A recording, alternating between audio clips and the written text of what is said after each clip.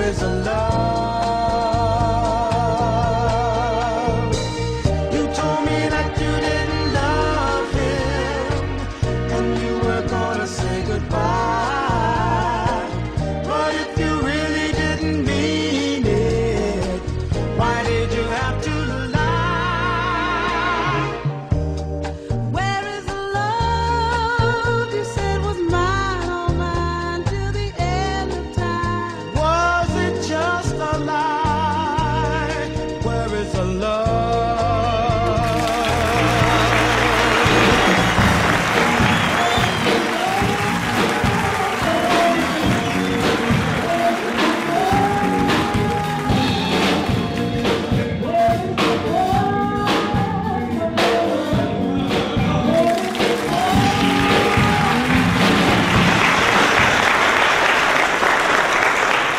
Welcome to Where is the Love?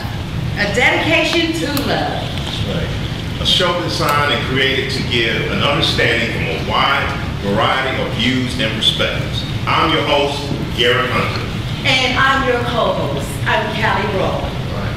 I would like to take this time to introduce to you our panelists. Let's start over here. We have... Hi, I'm Marvina. I'm in a committed relationship.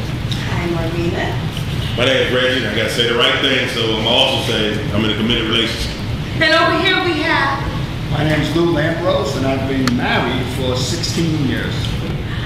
And my name is Colette Harris. I have been married for 13 years. So now we know where the love is. And where it's going to be coming from in a minute. See, there we go.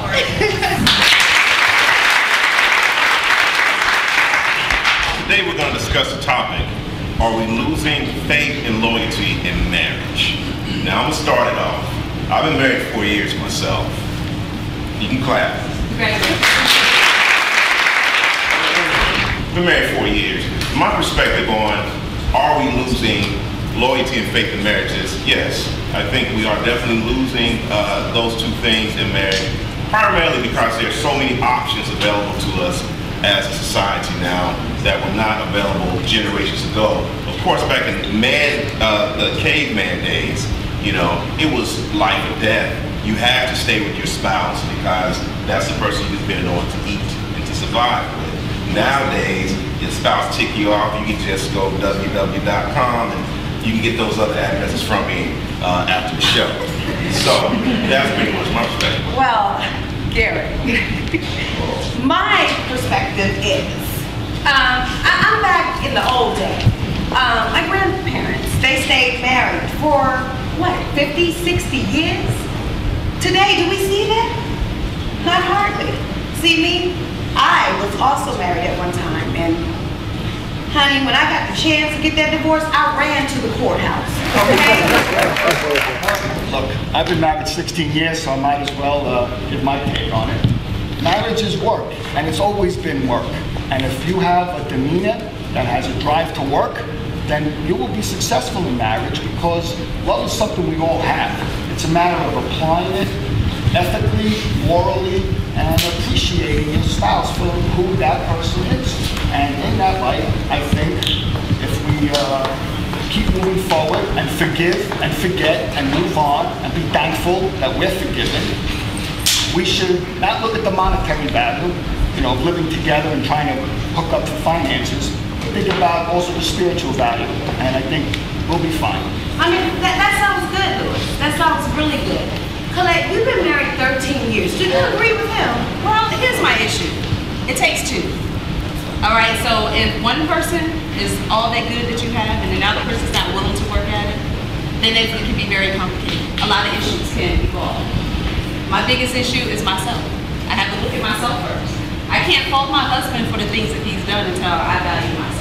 So I found myself, but in finding myself, it's been very complicated. I told my husband on September 30th, I no longer want to be married. And it didn't go very well. But at the end of the day, we are friends. We had 2 beautiful children together, and I owe him the honesty. I owe him that much to say I am not happy. Well, that's wonderful. Give her love.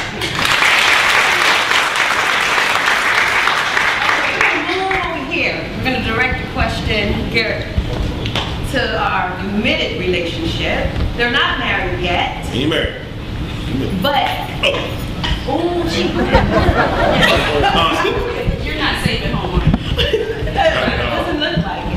Marvina, tell me, I mean, what do you think about that? Are we losing faith and loyalty in the marriage? I think that, honesty is very important. A lot of times with relationships, we send in a representative first. We're not ourselves, we're sending a representative. So we're out on our best behavior at all times. That's right. And nobody can keep a charade on and up forever. And as soon as that falls and you relax, then you realize you're like, who did I marry? Who in the world is this person? So that's when the problems come in, because you didn't find somebody that you could deal with forever. You dealt with somebody who you were able to deal with at that moment. That's right. But, okay, who is responsible then? Tell me, is it the media that's helping marriages to lose faith? Is it the male or the female? Who is it that's really, what's the word I'm looking for? Who's responsible for it? Let me speak. It's like something I'm hearing here that just interests me. I think the biggest issue around that is, a person will tell you they love you, but you never ask the person what's your definition of love. Exactly. So, while we're discussing this, kind of intervening on that aspect of definition, when you're talking about putting your representative for, like even with the couple here, y'all been together for how long? It's been a year. It's been a year. Okay, yeah. Been a year, I'm sorry. It's been a year. Yeah. Okay, yeah. So you've been together a year.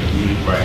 So in that year, you've seen pretty much 4 seasons, right? Pretty much. Okay, so you've had an aspect to kind of see a nice variety of each other and all that good stuff. Well, yeah, just keep it real from the beginning. I had no problem with that.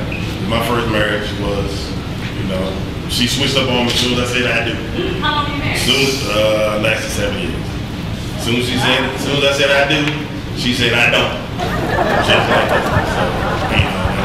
So let's make sure we stay with loyalty and faith. Because even in a committed relationship, of course, you have to have that. Okay, so in a year's time, between loyalty and faith, what have the two of you seen as far as does your definition of loyalty and faith really match one another? Good question. I think that our definition, it's the same but different. It's like I am old school, strictly old school, and he's not. But we still believe that, in what constitutes loyalty and what constitutes, betrayal. Okay, we're gonna stop it right there. We're gonna take a commercial break, people, and when we come back, we'll get our guests to take on another matter. So please stay tuned.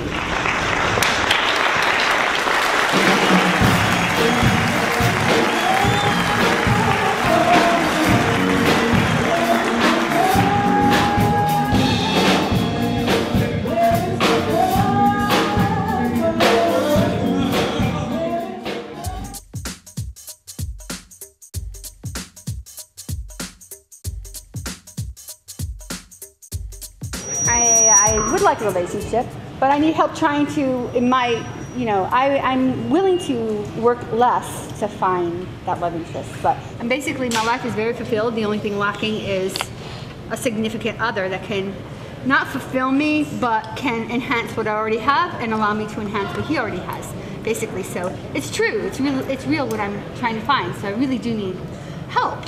I would suggest that you keep dating. Why? Because it's the only way you're going to learn if that person is for you. There's no sure way. I can tell the panelists to get off the couch and you lay down and I sit over here, but there's no way for me to tell you what's best for you. All I can say is keep doing what you're doing. As a man, I used to believe that I could spread myself thin.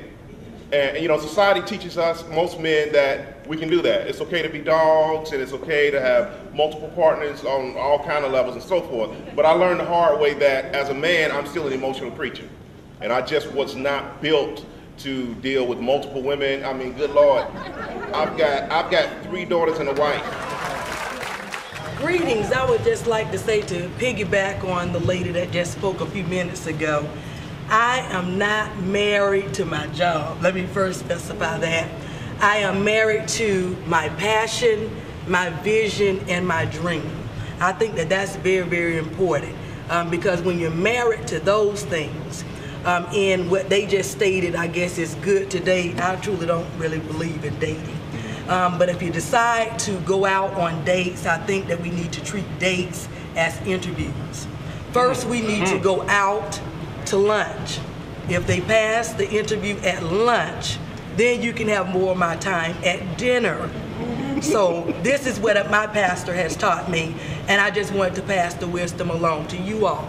But I think that if you are married to your dream, your vision, you know, your goals, then I think God will send someone in your path that is none other than on almost the same track and the path. And so then you all can find commonality and come together and continue to move in marriage with those same similar passion, goals, visions, and dreams. And that is just what I wanted to add. Wow.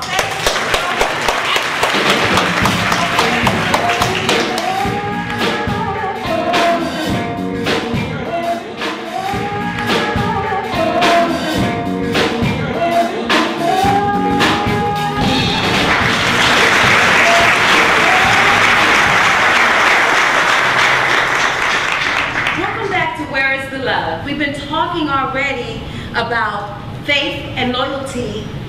Is it being lost in the marriage? And I think pretty much all of us pretty much agree yes.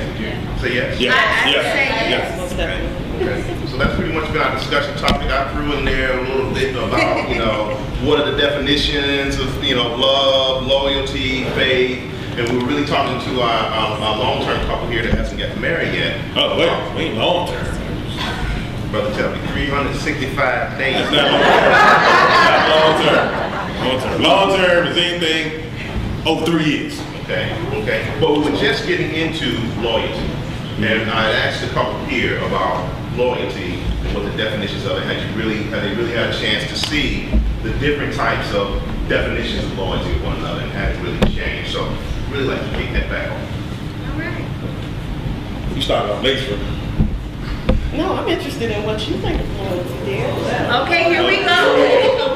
There we go. Come on, Reggie, tell us. My definition of loyalty would be on Sunday when I'm watching football, you know, I don't want to be disturbed too much. That's loyal to me. You know. So watching a football game on Sunday is...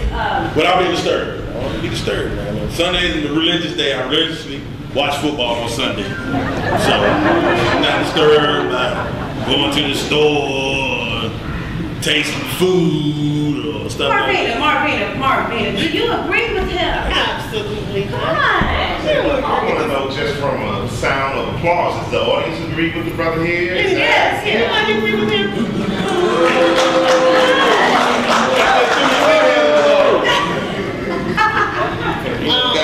First of all, we watch football together, sweetie. Loyalty is not about football, okay? And you're always in my heart, so don't talk about tasting food. Loyalty is knowing that when you're out there and you're not with me, that you're not checking out someone. I mean, it's different. You can check out, you know, you're in a relationship, you're not dead. Right. But I don't expect to find numbers in your cell phone, which is locked all the time. I don't expect to find... You know what I said. I don't expect to see text messages from your ex-girlfriend saying, you know, when you're going to be here. And I don't expect for one of my girls to say, I saw your boy outside of a strip club. Okay, stop right there. Yes. Is that your definition of loyalty? See, that's where a lot of times we get lost. Yeah, that would be my definition. This is exactly. Is that your? I love that word. I mean, I'm in a committed relationship, so. Okay, so you both match that as your perception of loyalty. Yes. Now I'm responding. Careful. Yeah, very careful. Very, very. You know what, myself a lot. But I mean, that's the same thing. You know, I wouldn't want to be going out, you know, and checking out, talking about, ooh, you look good and all that. No. Okay. Well, let's switch it. Let me go back over here to our married couple, not to each other, but 13 years here and 16 years for Lewis. Tell me this. I'm gonna ask a different question. Do you think that the Cosby family still exists. What's your definition of the Cosby family? Okay. The whole look? The look, the mother and the father in the home with the children that are going to college and the whole Cosby thing. Oh, we have the look. I think we can pull that off very easy. A lot. We pull it off very easy. Does it exist though? Because I believe you're saying to me that it really doesn't exist, but we fake it. No, it exists. I mean, I have the same, standards and levels of what I request from my husband and my children. That's what it is, because when you looked at the Cosby family, it was a respect thing. You saw the mother working, you saw the father working, and the kids were very respectful. They had fun. Yeah, that definitely exists. But there's some love there too, Give kids when you get home from work, dinner, that's there. I don't think you can fake that. So Louis, I mean, is that what's really going on in your home? I mean, you get home and the slippers are at the door and the dog got the paper. Come on, is it really like that? Be real. For the man. I was married. It wasn't like that. I have to be real because you can't be in a marriage and not be real. That's the reality of a marriage. Right. You have to be real, and like you were saying earlier, we got to be forthcoming and true. Of course there's ups and downs and there's different things going on, but if you're truthful with each other, and like you were saying, Ralph, if you're both truthful and we understand what each other's truth is, because people are married for 10, 12 years and they don't even understand each other's truth, and that was a great point. I think if you do that, it's work again, it's commitment, it's love, but that's media still. So, it's a little bit of flavor of media and a lot of reality. All right. What is your overall perspective of that question? Is the Cosby Show, does it exist, and so forth? I don't think it ever existed, but... Well, what I believe is this. Like I said before in an earlier segment, my grandparents, with them it did exist. The dinner was on the table at 5 o'clock every day. Everyone had to be on time to eat. There was no talking at the table. There were just certain standards that our grandparents held up that I don't believe our generation is holding strong to. But it worked for my grandmother and my grandfather. And then, as I got older, I heard horror stories that my grandmother, she put up with certain things that I just won't put up with. Just being today, I wouldn't put up with it. I think we live more in a fast-paced world anyway, so that dinner table thing and all that, nobody has time for that. No, I disagree with that. Nobody has time for that. It's very important to me, even though I've had my issues in my marriage, that we sit down as a family. Because first and foremost, I don't care. So I have to set an example for my children. I agree with you on that, but we're going to find out more right after this commercial break.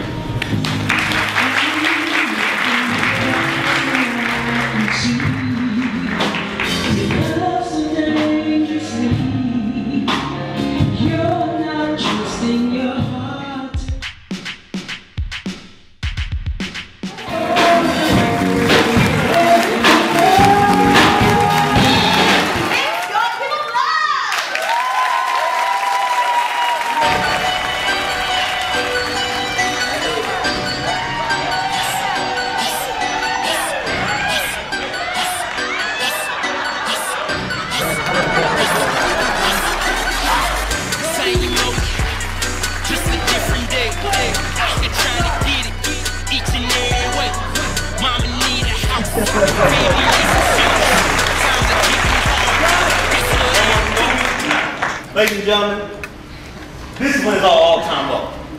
This is when it's at an all-time low. We need to bring butt whoopings back into the family business. Okay? All right? Now, quick story. I get home. My son standing in the middle of the living room, padded up. 2 pants, 2 shirts, 2 shoes. Something broke. Why is he whooping ready? Something broke. I said, man, what's going on, man?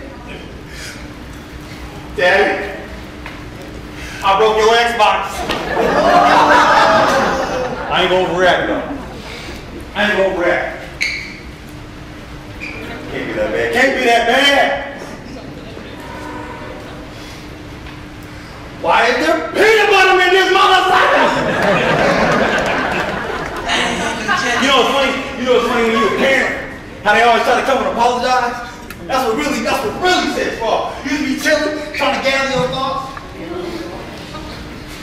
Daddy, you still mad? No more Madden? No more John Madden? I was in the playoffs. I was 13-0. I was on my way to the Super Bowl. Everybody, Tony is a great guy. CEO, brought me in, looked me in my face, he's a good character. He's got a couple, he's had a stroke, so he really can't move his left side, Tony, you got that walk where he look at you. You know what I mean? But it ain't. Be nice. What you mean be nice? He's still winning dance contests. I went downstairs to Tony's crib Tuesday night. Disco time. I walked downstairs.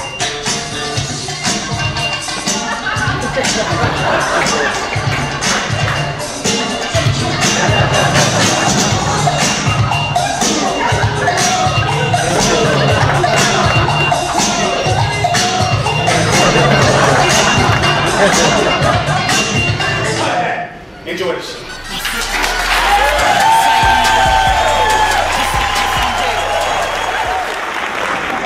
Definitely, I would like to thank our beautiful, wonderful audience tonight. Our viewers at home, thank you for joining us as well. And so forth, thank you so much. My wonderful co-host here, Callie. But now we're going to end it with a bang. We got a beautiful artist coming to you right now. His name is Rudy Current. He's a native of Rock Hills, South Carolina, and he just recently signed on to Disturbing the Peace, Island Def Jam Records. Ladies and gentlemen, give it up for singer, songwriter, producer, and artist, Rudy Current, y'all.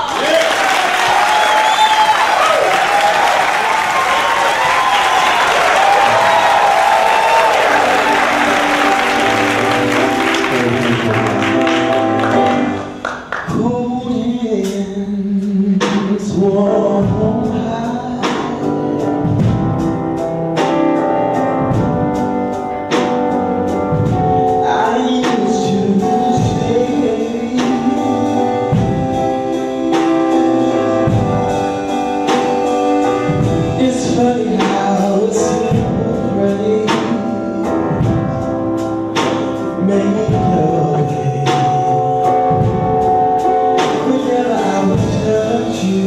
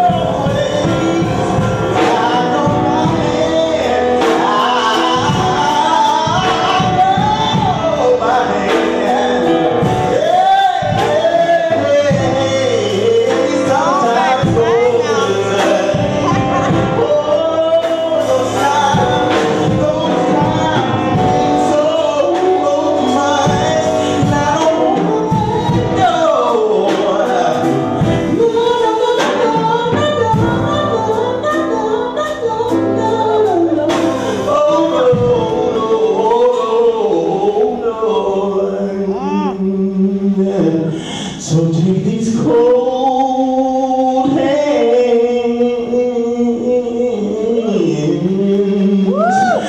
and this warm heart.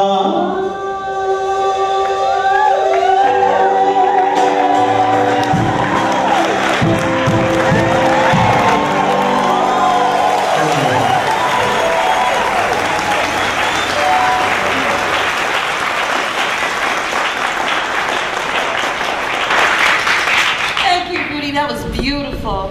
Now I want our audience and all of you to tune in next week for Words to Love, a dedication to love. We'll be talking about why do we cheat? And does no or low income affect a man's sex life or his pride? Sound good, don't it? I want you to take this with you tonight, that love is an energy. How you use it, whether it's negative or positive, is up to you. Peace out.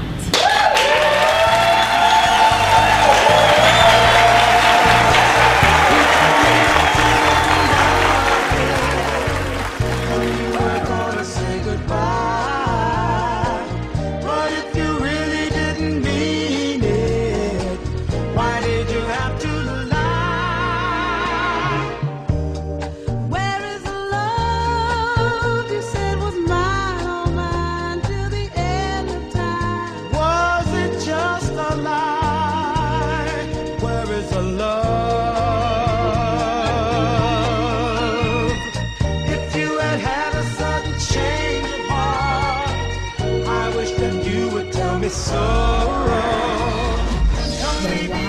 The future.